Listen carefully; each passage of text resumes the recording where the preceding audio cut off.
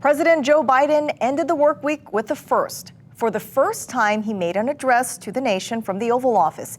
He's ready to sign the bill to avoid what would have been the first ever U.S. debt default. CNN's Emily Schmidt reports on what that means for you. My fellow Americans. Months of warnings, days of dealing, nights of House and Senate votes, all led to a speech made less than 72 hours before the Treasury Department says it would have reached the debt ceiling. Friday night, President Biden shifted the story from what he says would have been catastrophe to what comes from cooperation instead. Both sides operated in good faith. Both sides kept their word. Bipartisanship mentioned repeatedly, perhaps because it's so rare lately.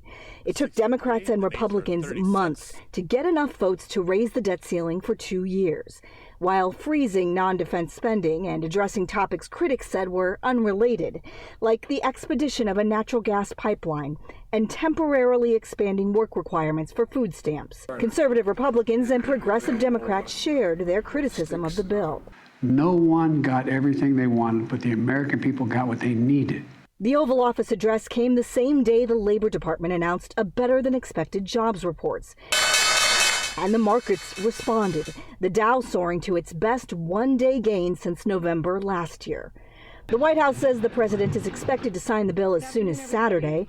That would be just 2 days before the Treasury says the government would run out of money to pay all its bills. Cutting it close, but able to deliver. In Washington, I'm Emily Schmidt reporting. Now, the deal allows the country to borrow more money. It suspends the debt limit until January of 2025. It pulls back billions in COVID and IRS funding and preserves programs like Social Security and veterans benefits.